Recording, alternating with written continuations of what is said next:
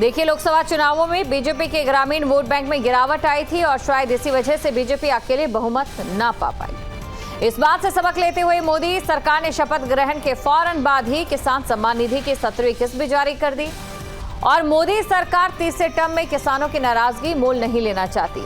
आप देखिए, मोदी कैबिनेट में जयंत चौधरी को शामिल कर बीजेपी पहले ही जाटों की नाराजगी को दूर करने की कोशिश कर चुकी है और वहीं अब मोदी सरकार ने मंत्रालयों का बंटवारा भी कर दिया है। शिवराज सिंह चौहान को कृषि मंत्रालय की जिम्मेदारी दी गई है। मोदी सरकार के तीसरे टर्म में मंत्रिमंडल को देखें तो इसमें दूसरे टर्म की ही झलक देखने को मिलती है। ज्यादातर मंत्रियों को फिर से वही मंत्रालय दिया गया है, यानी कि मोदी सरकार का टर्म बदला है लेकिन तेवर नहीं, भले ही सीटें कम हुई हो। दो टूक में आज इन्हीं मुद्दों पर हम चर्चा करेंगे कि किस तरीके से जो बंटवारा यहां पर किया गया है वो मोदी सरकार के आगे के इस पूरे कार्यकाल के लिए एकदम सटीक साबित होता है, या जो आरोप यहां पर विपक्ष की ओर से लगाए जा रहे हैं, विरोधी दलों के अनुसार लगाए जा रहे हैं कि कहीं ना कहीं ये डगमगा जाएगा पूरा मोदी सरकार का कार्यकाल, उसमें इस विभागों की जो यहाँ पर बंटवारा किया गया है उसकी झलक यहाँ पर देखने को मिलती है। देखिए, सहयोगी दलों का भी यहाँ पर बहुत ज़्यादा एक अहम रोल है अगर बात एनडीए को लेकर हम करें, और ऐसे में सहयोगी दलों को कितना खुश यहाँ पर बीजेपी कर पाई है ये भी देखने वाली बात है। जिन विभागों का, जिन मंत्रालयों का बंटवारा यहाँ पर किया गया है और जिस तरीके से जो सबसे ज़्यादा अहम विभाग हैं वो बीजेपी के पास ही हैं, क्या उससे जो बाकी सहयोगी दल हैं उनमें कोई नाराजगी के सुर भी देखे जा सकते हैं? क्योंकि हमने देखा था प्रफुल्ल पटेल की ओर से जो बयान उनका सामने आया था कि उनका कहीं ना कहीं डिमोशन हुआ है और ऐसे में कितना ध्यान यहाँ पर रखा जाता है ये देखने वाली बात है। कांग्रेस प्रवक्ता प्रियंका गुप्ता इस समय हमारे साथ जुड़ चुकी हैं, उन्हीं से सबसे पहले प्रतिक्रिया ले लेते हैं। विपक्ष में बैठी हैं, मजबूत विपक्ष के साथ यहाँ पर तमाम जो राजनीतिक दल हैं वो इस बार तीसरे कार्यकाल में देखने को मिल रहे हैं। प्रियंका जी, देखिए, यहाँ पर बंटवारा हो चुका है विभागों का, मंत्रालयों का। बीजेपी ने अपनी तरफ से पूरी कोशिश की है कि जो वादे और दावे बीजेपी ने किए हैं उन वादे और दावों पर खरा उतरा जा सके। इन विभागों के जरिए विभागों की जिम्मेदारी जिन नेताओं को दी गई है, कैसे इसे देख रही हैं आप, किस तरीके से नंबर देना चाहेंगे? देखिए दीपशिखा जी, मैं सबसे पहले तो ये कहना चाहूंगी, इनका एक विभाग है वो है आईटी सेल। जिस आईटी सेल में दरिंदों की भीड़ लगी हुई है। आपको याद होगा कि इससे पहले बनारस में एक बच्ची के साथ बलात्कार हुआ, उसके साथ वीडियो बनाई गई और उसके साथ यौन उत्पीड़न का पूरा कांड चला और 2 महीने के बाद उन लोगों की अरेस्ट हुई। और ये कहीं और नहीं, प्रधानमंत्री जी के संसदीय क्षेत्र में थे और ये प्रधानमंत्री जी की आईटी सेल के कार्यकर्ता थे। आज उनके सरगना को लेकर उनके यौन उत्पीड़न का जो भी किस्सा सामने आया वो वाकई में दिल दहलाने वाला है। मैं समझती हूँ भारतीय जनता पार्टी के जो प्रधानमंत्री जी हैं, जो कहना चाहिए इस देश की बाल विकास मंत्री जो भी है, अभी वर्तमान में नहीं है, पर कोई भी महिला नेत्री निकलकर सामने नहीं आई, किसी ने भी उस पर कोई टिप्पणी नहीं की। मैं पूछना चाहती हूँ, क्या भारतीय जनता पार्टी बलात्कारी बचाओ पार्टी बनकर रह गई है? इस देश में महिला सुरक्षा पर प्रधानमंत्री जी ने 2 शब्द नहीं कहे। आज उनकी ही पार्टी के लीडर्स लगातार महिलाओं का शोषण कर रहे हैं, जो वाकई में पूरा देश शर्मनाक महसूस कर रहा है अपने आप को, और गिनती लगातार बढ़ती चली जा रही है। आप देखिए, उत्तर प्रदेश में कुलदीप सिंह सेंगर, चिन्मयानंद हो या इनके राम दुलारे गौर हो, उसके बाद अभी जो ब्रजभूषण है वो यूपी से ही निकल के जाते हैं, और उसके बाद प्रज्वला रमन्ना जो इनकी पार्टी के गठबंधन के साथी थे, और अब जो अमित मालविया का केस सामने आया है, वो वाकई में मुझे लगता है कि भारतीय जनता पार्टी को सफाई देनी चाहिए और देश के सामने इस देश की महिलाओं को न्याय कब मिलेगा। जी प्रियंका जी, तारिक खान भी हमारे साथ जुड़ चुके हैं, तारिक जी के पास चलते हैं। तारिक जी, आपसे मैं जवाब लेना चाहूंगी। देखिए, मंत्रालयों को लेकर हमारा आज का ये टॉपिक है। मंत्रालय जो यहाँ पर दिए गए हैं बीजेपी की ओर से, सहयोगी दलों की हम बात करें तो सहयोगी दलों को खुश करने की क्या कोशिश बीजेपी की ओर से की गई है? मंत्रालय देखकर आपको लग रहा है कि बीजेपी के तेवर जो है वो बदले नहीं है, क्योंकि वही सेम डिपार्टमेंट यहाँ पर आगे 2024 में फॉलोअप होते दिखाई दे रहे हैं? क्या कहेंगे तारिक सर आप? ये जो कैबिनेट होती है ना, प्रधानमंत्री उस कैबिनेट के अध्यक्ष होते हैं और इसको एक टीम वर्क की तरह देखना चाहिए कि वो कैप्टन है और उसकी टीम कैसे लोग हैं, उनको कितना अनुभव है और टीम कैसा काम करेगी। तो इनके 19 मंत्री तो पहले हारे जो इससे पहले इनकी टीम में थे। ये भी देखना चाहिए कि वो क्यों हारे। क्या उन्होंने काम नहीं किया अपने ही क्षेत्र में? क्योंकि एक जब मंत्री है वो सबसे ज्यादा अपने क्षेत्र में काम करता है। इसकी भी समीक्षा बीजेपी करे कि वो क्यों हारे। 5-6 तो उत्तर प्रदेश में ही हारे इनके, खैर थोड़ी वो उनका अपना मामला है, काम नहीं किया उन्होंने इसलिए हारे। जी अब आप देखिए कई समस्या इनके बीच में खड़ी हो। अजीत पवार ने मंत्रालय अपनी पार्टी का ठुकरा दिया, क्यों? क्योंकि ये उनको मिनिस्टर ऑफ स्टेट दे रहे थे, वो कैबिनेट बनना चाहते हैं। दिक्कत यह है कि जीतन राम मांझी जी जी जिन्होंने कहा कि राम भगवान काल्पनिक थे और भगवान राम रावण से छोटे, जो व्यक्तित्व था रावण का बड़ा था। ये मैं एज इट इज जो जीतन राम मांझी के अल्फाज हैं बोल रहा हूँ। उनको आपने कैबिनेट मंत्री बना। अब उदयनिधि स्टालिन तो जब बोल दिए थे तो ये हो गया कि इंडिया पूरा गठबंधन सनातन विरोधी है। आप क्या है? आप सनातन विरोधी हैं। सत्ता के लिए किसी को भी बनाए। आपने तो बताया ना कि आप कैरियर है सनातन के, आप लेके चल रहे हैं सनातन को आगे। आपने पूरे विश्व को सनातन से फैला दिया, क्योंकि सनातन इतना छोटा था कि आपने उसको फैला दिया। ठीक है, चलिए भाई मान लिया, तो ऐसे लोगों को क्यों बना दिया? फिर ये है कि जो आपस के विवाद है, मैं एक बात और बताता हूं आपको, अंतरकलह बीजेपी में इतना बढ़ गया है। संजीव बलियान के ऊपर, जो वहां के कैंडिडेट संजीव बलियान ने सीधा आरोप लगाया संगीत सोम के ऊपर कि ये समाजवादी पार्टी के कैंडिडेट को चुनाव लड़ा रहे थे, इसलिए मैं हार गया। जो मंत्री एक और हारे, संजीव बलियान, यूपी से हरेंद्र मलिक को लड़ा रहे थे। तो मैं ये कह रहा हूं कि जो इंटरनल डिस्प्यूट से भारतीय जनता पार्टी के, वो इतने ज्यादा है इस कैबिनेट में। और उसके बाद जो इनके निर्णय हैं, अच्छा बताया कि जो आवास देंगे, तो भाई आवास योजना आज से नहीं है, 1985 से भारत में आवास योजना लागू है। अब अपने अपने टाइम में सभी सरकारें जनहित के काम करती हैं, आप भी करिए, आपको मुबारकबाद, अच्छा काम करिए कि जनता आपको वोट दे। शायद जनता ने लगातार आपको कम वोट दिया तो आपकी योजनाओं से वो सहमत नहीं है, आपकी कार्यशैली से वो सहमत नहीं है। आपने बुलडोजर का एक्शन फिर से यूपी में दिखाया, जिसके विरोध में लोगों ने उत्तर प्रदेश में वोट दिया। ये यही कहते हैं कि रस्सी जल गई है मगर बल नहीं दे रहा। आपको लगातार उत्तर प्रदेश की जनता ये दिखा रही है कि उसको ये सब कल्चर, उसको डेवलपमेंट अच्छा लगता है। उस अकबर नगर की जो आवाम है उसको फिर से बुलडोजर चला के, भाई पहले उनका घर, सरकार का काम किसी को तोड़ना नहीं होता है मैम, सरकार का काम होता है शेल्टर देना। हम छत देंगे, लोगों को आवास देंगे, लोगों को घर देंगे, न्याय देंगे और अच्छी योजना देंगे। ये क्या है कि तोड़ेंगे? सुप्रीम कोर्ट ने कई बार कहा कि जब तक पुनर्वास का इंतजाम ना हो जाए कुछ मत तोड़िए। तो मैं ये कह रहा हूँ, स्टेट की सरकारें और केंद्र की सरकार इन चीजों से कतई भी सीखना नहीं चाहती। चलिए, तमाम आरोप आपने लगाए हैं। एसएन सिंह के पास हम चलते हैं। बीजेपी से प्रवक्ता इस समय हमारे साथ जुड़ चुके हैं। एसएन जी, आपका भी मैं स्वागत करती हूं। देखिए, तारिक खान को अगर आपने सुना होगा, कुछ 2-3 कैबिनेट को लेकर अहम बातें उन्होंने कही हैं और आज का जो हमारा टॉपिक है वो कैबिनेट ही है कि पीएम मोदी की ओर से पहले जो कैबिनेट डिसाइड की गई थी, उस कैबिनेट के जो मंत्री उतरे थे चुनावी मैदान में, वो कोई खास असर नहीं दिखा पाए थे। और अब भी जो पुराने वाला तेवर है बीजेपी का, वही देखने को मिल रहा है। इस कैबिनेट में भी जो ज्यादातर चेहरे हैं वो वही हैं जिन्होंने पिछले कैबिनेट में भी अपनी जिम्मेदारी उसी तौर पर निभाई थी।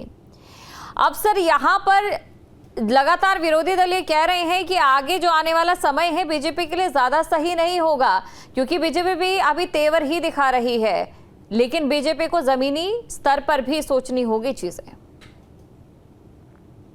बहुत ज्यादा षड्यंत्र रचने का कार्य किए देश में। संविधान को बोले खतरे में है, लोकतंत्र को खतरे में बताए, ईवीएम को गाली दिए, लेकिन जनता जनार्दन होती है। जनता ने किस पर विश्वास और भरोसा दिखाया जाता है? एनडीए पर भरोसा दिखाया जाता है।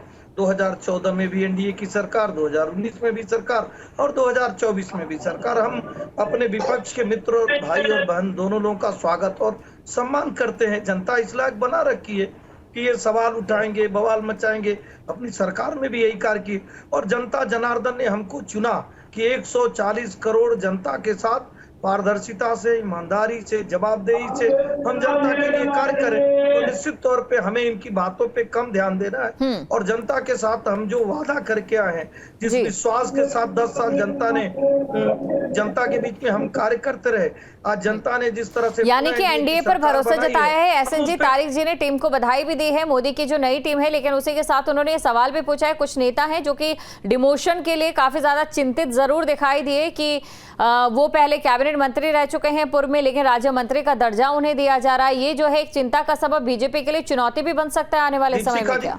जी शिखा जी, देखिए नेचर सिग्नेचर चेंज नहीं होता है, आप कुछ भी कर देंगे, जनता से बड़ा मूल्यांकन कोई नहीं करती है। और जनता ने अपने मूल्यांकन में कांग्रेस को भी पराजित कर दिया और समाजवादी पार्टी को तो बेहद पराजित कर दिया। 92 से बनी हुई पार्टी आज तक देश के किसी और कोने में जा नहीं पाई, और भारतीय जनता पार्टी जो लगातार सरकार बना रही है सहयोगियों के साथ, उस पर आप सवाल उठाएंगे ही तो अच्छी बात है, आपको सवाल उठाना चाहिए, लेकिन सवाल अपने पर उठाना चाहिए कि कौन सी ऐसी बात है कि बहुत सारी पार्टियां जो आपके बाद में निकली और देश में बहुत सारे राज्यों में उनकी सरकार है, केंद्र में उनकी सहयोगियों के सहित उनकी सरकार है, तो निश्चित तौर पे जनता जनार्दन होती है। जनता ने जो विश्वास दिखाया वो एनडीए पर दिखाया, और इंडिया जो घमंडिया गठबंधन था उसने एक नैरेटिव सेट करने का कार्य किया, उसने लोकतंत्र को खतरे में बताने का कार्य किया, उसने एक चीटिंग, यानी कि एसएन जी, बीजेपी की ओर से या एनडीए की ओर से जो कैबिनेट यहां पर डिसाइड की गई है भरोसे के साथ है, और आने वाले समय में यही एनडीए की जो तमाम कार्यक्रम है उन्हें बुलंदियों पर पहुंचाएंगे, ये आप कहना चाह रहे हैं? इसमें विपक्ष को ज्यादा खुश होने की जरूरत नहीं है। अगर इक्का दुक्का वैर की खबरें सामने आती है, प्रियंका जी,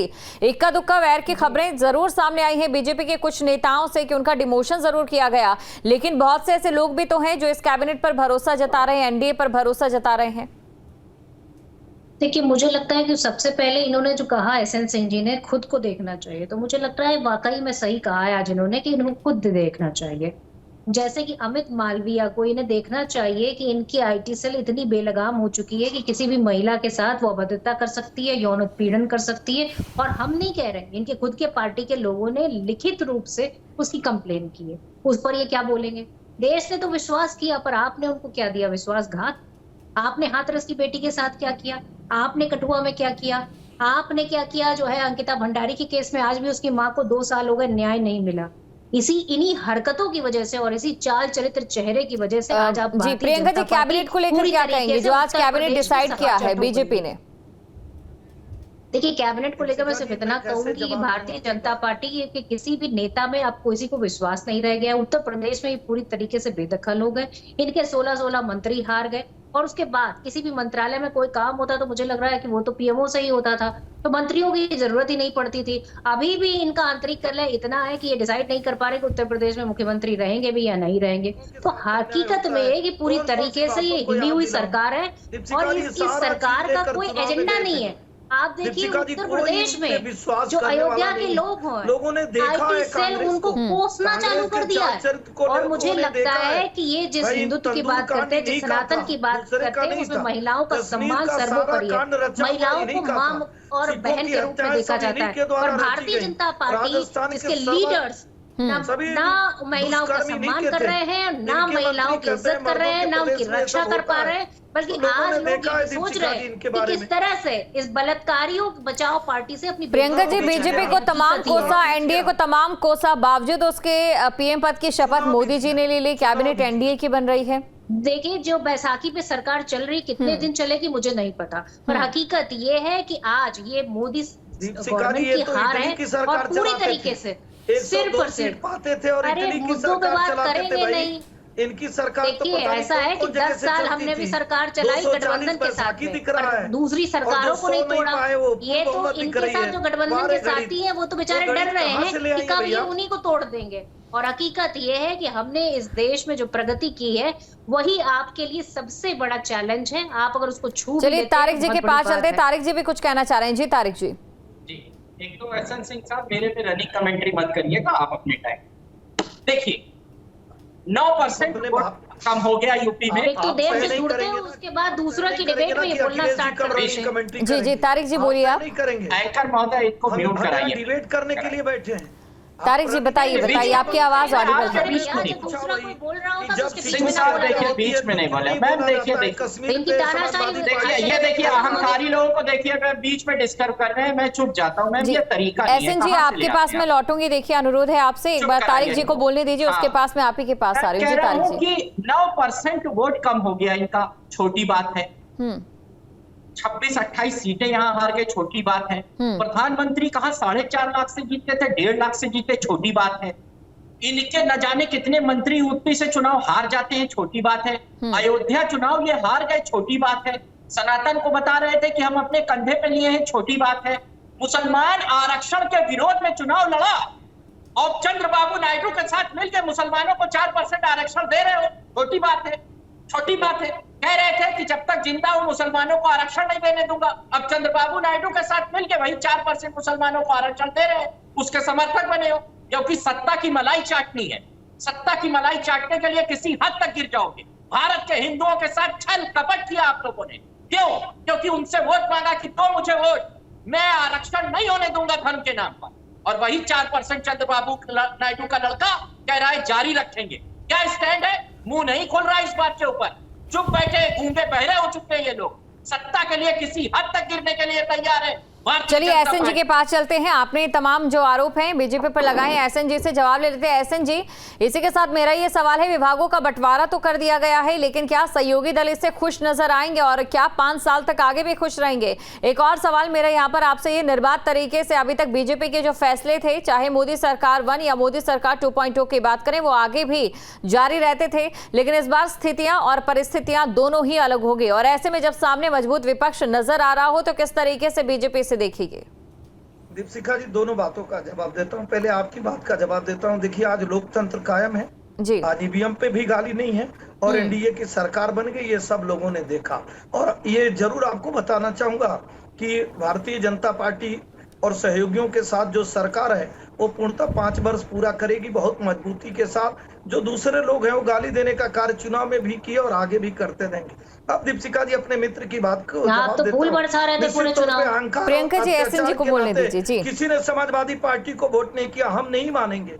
हम नहीं मानेंगे कि राम तो मंगलसूत्र याद आ रहा के नाते समाजवादी पार्टी को वोट मिला। हम नहीं मानेंगे कि वाराणसी में और कानपुर में विस्फोट कराने के नाते लोगों ने समाजवादी पार्टी को वोट नहीं किया। और दीपशिखा जी, हम ये भी नहीं मानेंगे कि लड़के हैं, गलती हो जाए के नाते समाजवादी पार्टी को वोट मिला और जो मछली कांड करते थे अपराधियों को मछली खिलाने का, उसके नाते भी वोट किया। ऐसा नहीं मानेंगे। हम ये जरूर मानेंगे कि हर जगह एक विरोधी विचारधारा होती है, विरोधी विचारधारा एक हुई और षड्यंत्र का शिकार हुई। कुछ लोगों ने कहा कि हम नोट देंगे, आप वोट दीजिए। आप देखी होंगी अब सभी महिलाएं कांग्रेस के दफ्तर में नोट के बदले वोट वाली जो कहानी थी, वो लंबी लंबी लाइन लगा के अपने नोट को मांग रही है। भैया वो नोट कहाँ गया? हाँ, निश्चित तौर पे ये जरूर कहेंगे कि ऐसी अहंकारी, जातिवादी, परिवारवादी, घोर ऐसे कर्म करने वाली सरकार कभी समाजवादी पार्टी की रही, जिसको जनता ने साथ छोड़ा। और अपने मित्र बड़े भाई को कहना चाहूंगा कि आप संभालिए अपने आप को, कोशिश करिए। आपके साथ ही भारत की बहुत सारी पार्टियां कांग्रेस से निकलकर बनी जो केंद्र में सरकार बना रही हैं, लेकिन आप गाली देने से बाज नहीं आ रहे हैं। आप स्वतः प्रयास नहीं कर रहे हैं कि हम एक अच्छा प्रयास करें। दूसरी हमारी बात कांग्रेस की अभी कह रही थी। देखिए दीपशिखा जी, कांग्रेस की सरकार जहां जहां रहती है उसके अत्याचार और हाहाकार को आप देखना चाहेंगी। पंजाब में इनकी सरकार रहती है, मादक द्रव्यों की तस्करी बढ़ जाती है। राजस्थान में इनकी सरकार रहती है, 7,000। यानी कि सबकी सरकारों में कोई ना कोई कमी जरूर रही है और कोई ना कोई अच्छाई जरूर रही है, जिसका गुणगान जहां पर तमाम प्रवक्ता अपनी पार्टी के तौर पर करते हैं, तो वहीं दूसरी तरफ उन्हीं गलतियों का बखान दूसरी पार्टियों पर निशाना साधने के लिए करते हैं। प्रियंका जी, आपसे मेरा ये सवाल, देखिए 2024 का ये चुनाव भी गजब का चुनाव रहा।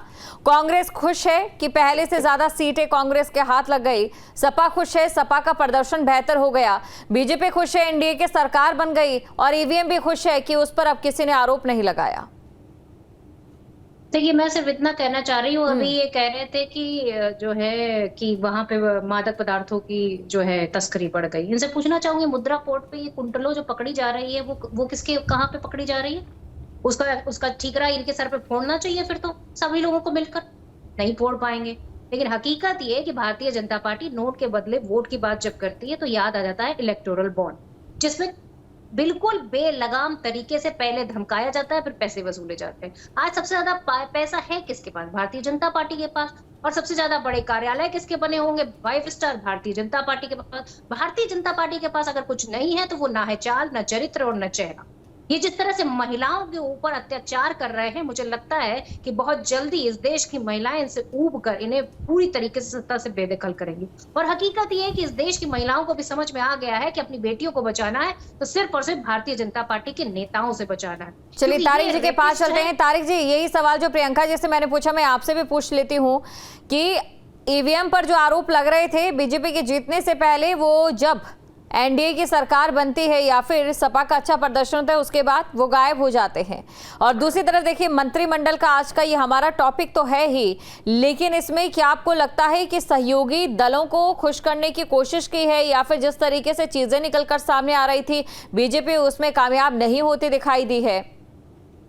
इनके जो सहयोगी है के साथ विचारधारा का बड़ा विरोधाभास। हाँ, क्यों? क्योंकि टीडीपी से इनका पहले भी मामला खराब हो चुका है। वो स्पेशल स्टेटस मांग रहे थे, इन्होंने नहीं दिया, वो अलग हो गए। यही मामला तमाम चीजें इनके साथ भी हैं, नीतीश साहब के साथ। भारत की सबसे बड़ी तीसरी पार्टी का एसएन सिंह साहब मजाक उड़ा रहे हैं। मजाक उड़ाएं, मुझे अच्छा लगता है। हमें गुंडा कहें, मुझे अच्छा लगता है। क्यों? क्योंकि जनता करारा जवाब देती है। जनता ने समाजवादी को वोट दिया। आप उत्तर प्रदेश की जनता के प्रबुद्धता पर सवाल उठा रहे हैं। अगर वही जनता 22 में आपको प्रचंड बहुमत दे दे तो वो समझदार है, और हमको अगर दे दे तो वो बेवकूफ। ये स्टैंडर्ड है इनका, उत्तर प्रदेश की महान जनता का। मैं हाथ जोड़कर उत्तर प्रदेश की जनता से निवेदन करता हूं कि न्याय करें। आप महान हैं, मुझे इस पे कोई सवाल नहीं करना। अगर आपने 22 में बीजेपी को लाया, आप तब भी महान थे। आज आपने हमको वोट दिया, आज आप तब भी महान है। आपकी प्रबुद्धता पर मुझे कोई सवाल नहीं है। आप सबसे प्रबुद्ध हैं और आप बहुत समझदार हैं। आपकी समझदारी पे मैं कभी सवाल नहीं उठाऊंगा। ये बीजेपी के लोग उठाएं। उत्तर प्रदेश की जनता महान है। तारिक जी, शिवराज सिंह चौहान का मैं जिक्र करना चाहूंगी। शिवराज सिंह चौहान ने अच्छा प्रदर्शन किया है, चाहे विधानसभा चुनावों को लेकर बात करें या बाकी चीजों को लेकर बात करें। अब जो मंत्रालय उन्हें दिया गया है, कृषि मंत्रालय उन्हें दिया गया है, काफी अहम ये मंत्रालय है। और साथ ही साथ इस मंत्रालय से जुड़ी अगर हम बात करें कृषि को लेकर, किसानों को लेकर, सबसे ज्यादा आवाज भी एसपी उठाती नजर आई है। कैसे से आप देख रहे हैं शिवराज सिंह चौहान के ऊपर ये जिम्मेदारी? दीपशिखा जी, एक जवाब मैं देखिए, जब मंत्रालय का डिस्ट्रीब्यूशन होता है तो मुझे लगता है कि देखना चाहिए। और शिवराज सिंह चौहान तजुर्बेकार नेता है। हमारा काम भारतीय जनता पार्टी के तरह नहीं कि 24 घंटा बैठ के विपक्ष को गाली देना। वो तजुर्बेकार नेता है। हम देखेंगे कि क्या काम करते हैं। अगर अच्छा करेंगे तो तारीफ भी करेंगे, नहीं करेंगे तो सवाल पूछेंगे भाई कि जितना आपने वादा किया था किसान सम्मान निधि का और कुछ बढ़ाएं। भुट्टा जानवर की समस्या जान दे रहा है किसान। अच्छा तारिक जी, नितिन गडकरी का आपने कहा कि तारीफ करेंगे, अच्छा काम होगा। नितिन गडकरी की आप तारीफ करेंगे? क्योंकि नितिन गडकरी की अगर मैं बात करूं वैश्विक स्तर पर सबसे ज्यादा अगर रोड बनी है वो भारत में बनी है। चीन के बाद दूसरे नंबर पर भारत आ गया है। अपने आप में ये बड़ी उपलब्धि भी यहाँ पर दिखाती है। अमेरिका को पीछे छोड़ दिया, बड़ी बड़ी कंट्रीज को पीछे छोड़ दिया। जब हमारी स्टेट में सरकार थी तो उनके लिए अखिलेश जी ने भी कहा कि जब कहा गया तो उन्होंने सुना। राज्य सरकारों का दायित्व है कि केंद्र सरकार से कहना कि यहाँ पर मदद करे। मैं फिर कह रहा हूं कि हम 24 घंटा पक्ष को गाली देने का काम नहीं करते हैं। हम जिम्मेदारी अपनी समझते हैं। अच्छा करेंगे तो कहेंगे ठीक है, बुरा करेंगे सीने पे चढ़कर सवाल पूछेंगे और डंके की चोट पर पूछेंगे। जनता ने यही काम सौंपा। चलिए एसएन जी के पास चलते हैं, कुछ कहना भी चाह रहे हैं एसएन जी। और इसी के साथ मेरा एक सवाल भी आपसे ये कि घटक दलों को आपने एनडीए में बांध दिया है और साथ ही घटक दलों की तमाम उम्मीदों को एक कैबिनेट के तौर पर भी सामने रख दिया है, लेकिन विचारधाराओं को कैसे बांधेंगे? दीपशिखा जी, आपके भी सवाल का जवाब दे रहा हूँ, इन लोगों के भी सवाल का जवाब दे रहा हूँ। थोड़ा सा धैर्य से जवाब देने दीजिएगा। दीपशिखा जी देखिए, 2014 और 19 में भारतीय जनता पार्टी पूर्ण बहुमत की सरकार बनाती है तो भी, पूर्ण बहुमत भारतीय जनता पार्टी की होती है तो भी अपने सहयोगियों को सराखों पे बैठाती है, मंत्रालय में जगह देने का कार्य करती है। पहली बात। दूसरी बात, हमारे मित्र भी कह रहे थे, अरे भैया आपको अपनी किताब पढ़नी चाहिए, दूसरे की किताब क्यों देख रहे हैं? पूरी सरकार जब 12 से 17 की चल रही थी उत्तर प्रदेश में, 24 घंटे पंचायत ही होता था। आजम खान अलग नाराज होते थे, चाचा अलग नाराज होते थे और प्रोफेसर साहब अलग नाराज होते थे। निश्चित तौर पे आपने कहा सहयोगियों के साथ, भाई चिरकुट मंद बुद्धि सहयोगियों के लिए कौन कहता है? वो अखिलेश यादव जी के और कांग्रेस के बयान को कौन नहीं देखा है? स्वर्गीय आदरणीय मुलायम सिंह जी ने कहा विदेशी मूल के नागरिक को कभी पूर्णतः समर्थन समाजवादी पार्टी की नहीं हो सकता है। जब समाजवादी पार्टी को सहयोग देने की आवश्यकता पड़ी सोनिया गांधी को, तो सब लोगों ने देखा है। इसलिए अपनी किताबों को पढ़ना चाहिए और पढ़ना चाहिए कि वही आदरणीय अखिलेश जी के पिताजी कहते हैं कि जो हमारा नहीं हुआ वो जनता का क्या होगा। जनता ने जो कुछ भी भरोसा भारतीय जनता पार्टी सहयोगियों पर दिखाया है दीपिका जी, हम उसका गुमान नहीं करते, हम अभिमान नहीं करते। लेकिन लोगों ने देखा देश में कांग्रेस की सरकार और उत्तर प्रदेश में समाजवादी पार्टी की सरकार दोनों सिर्फ तुष्टीकरण का कार्य किया, हिंदुओं को आतंकवादी कहा, देश के संसाधनों पे एक का अधिकार बताया। चलिए प्रियंका जी से इस सवाल का जवाब लेते हैं। प्रियंका जी देखिए, आतंकवादियों को छोड़ने का कांग्रेस की ओर से जो कई ऐसी चीजें हैं, चाहे बात जातिगत जनगणना को लेकर की जाए, मुस्लिम आरक्षण को लेकर की जाए, या धारा 370 को लेकर की जाए, सीए को लेकर की जाए, या एनआरसी को लेकर की जाए, विरोधाभास सबसे ज्यादा अगर देखा गया है तो बीजेपी और कांग्रेस में ही देखा गया है। लेकिन अब फिर से इन तमाम चीजों का जो लेखा जोखा है गृह मंत्रालय के पास रहता है और गृह मंत्रालय अमित शाह के पास एक बार फिर वापस आया है। इसे आप कैसे देख रही हैं? क्या इस बार भी ये जो विरोधाभास है अपने चरम पर पहुंचेगा, या फिर कांग्रेस इतनी सक्षम है बीजेपी की ओर से जो मैनिफेस्टो में वादे किए गए हैं उसे वो पूरा नहीं होने देगी? देखिए, मुझे लगता है कि विरोधाभास तो खुद इनकी पार्टी में, उनके गठबंधन में। आप पूछिए ना, नीतीश जी ने तो जातिगत जनगणना भी कराई थी, अब ये किसका समर्थन करेंगे? अब उनसे पूछे कि चंद्रबाबू नायडू 4% वो जो आरक्षण है, जो जिसपे मंगलसूत्र वाली बात थी, तो क्या आप उसका समर्थन करेंगे या पूरे देश में लागू करेंगे? तो देखिए, समय के साथ में ये साफ साफ दिख जाता है कि इंसान सामने क्या है और पीठ पीछे क्या है। हकीकत ये है, भारतीय जनता पार्टी का चोला उतर चुका है, ये एक्सपोज हो चुके हैं, ये देश की जनता के सामने पूरी तरह से नंगे हो चुके हैं। चलिए, आप तीनों का शुक्रिया। और जिस तरीके से आज मंत्रालय का बंटवारा हो चुका है, बंटवारे में तमाम चीजें भी सामने आ चुकी हैं, और एक खास बात जो यहाँ पर तवज्जो देने लायक है वो ये कि बीजेपी के जो तेवर हैं वो वैसे ही देखे गए हैं। हालांकि दूसरी तरफ विपक्षी जो दल है, विरोधी जो दल है, उन्हें जरा सी नाउमीदी यहाँ पर जरूर हासिल हुई होगी, क्योंकि पहले जिस तरीके से समर्थन को लेकर और फिर उसके बाद मंत्रालयों को लेकर विपक्षी देख रहा था कि शायद कोई अनबन होगी और उसके बाद विपक्ष की बाँछें भी खिलेंगी, वैसा कुछ होता यहाँ पर दिखाई नहीं दिया है। लेकिन अभी वक्त बाकी है और देखना ये होगा कि आगे क्या रहता है।